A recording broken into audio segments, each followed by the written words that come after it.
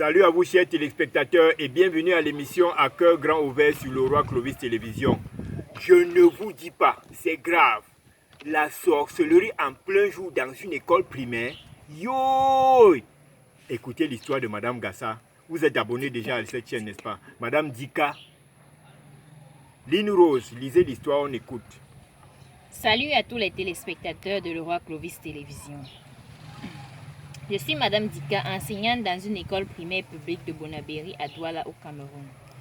Je vous raconte l'histoire qui m'est arrivée dans ma salle de classe cette année. J'enseigne le cours préparatoire. Un lundi matin que j'écrivais la leçon au tableau, un enfant a bondi sur mon dos au point même de déchirer la manche de ma chemise, avec une terrible force qui m'a même renversée. J'ai trouvé cela suspect de la part d'un si minuscule enfant d'environ 7 ans. C'est pourquoi j'ai convoqué ses parents.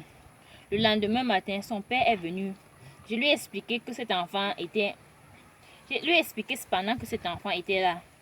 Il a commencé à gronder l'enfant en langue bamoun, sachant que je suis de Douala et que je ne peux pas comprendre. Mais ce qu'il ignorait, c'est que j'ai épousé un bamoun avec qui je vis depuis 9 ans. Il demandait à l'enfant pourquoi il est venu à l'école avec son minou alors qu'il le lui a interdit. Quand le père est parti, j'ai demandé à l'enfant que c'est quoi le minou. Il a dit que c'est son serpent. Je lui ai demandé où est le serpent là. Il a dit que c'est dans le pot de fleurs qui est au fond de la classe. Je pars regarder, je vois une petite bague. Je ne vois pas le serpent. Je lui demande pourquoi il vient avec ça à l'école, alors que son père le lui a interdit. Il me dit que c'est sa mère qui lui oblige à venir à l'école avec son minou. Qu'il n'aime pas venir à l'école avec ça, parce que ça menace et attaque ses camarades.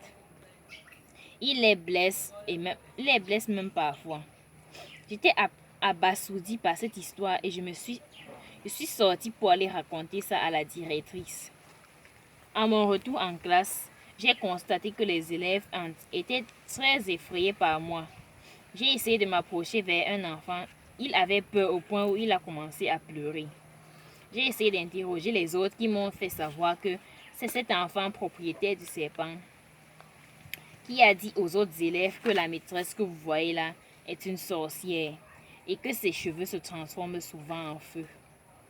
Il a poursuivi en disant qu'il n'a pas peur d'elle et que son minou et lui vont toujours essayer d'attaquer la maîtresse.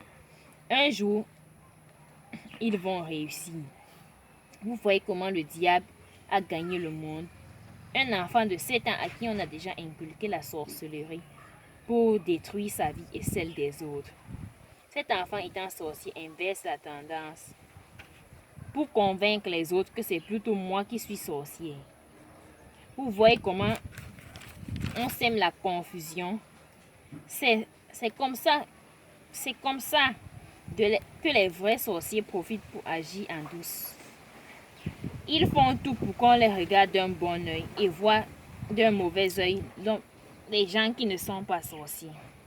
C'est pourquoi à nos jours la sorcellerie est devenue banale, car on ne sait même plus qui est qui.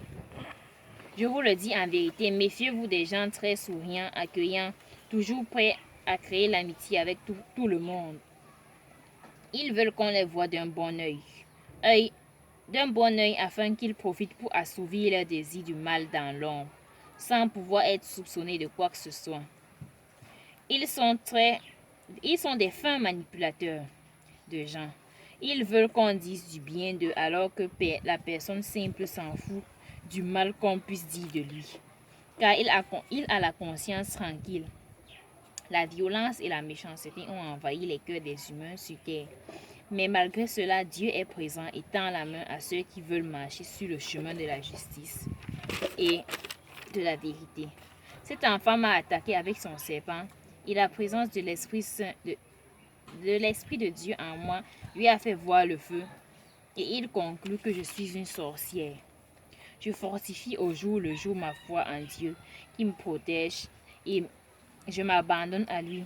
J'évite au maximum de faire ce qui va blesser quelqu'un. Je m'éloigne des gens qui sont tout le temps en train de m'insulter et dire du mal des autres, de peur qu'ils ne me contaminent. Chers frères et sœurs, que la paix soit avec vous. Au revoir. Coupé.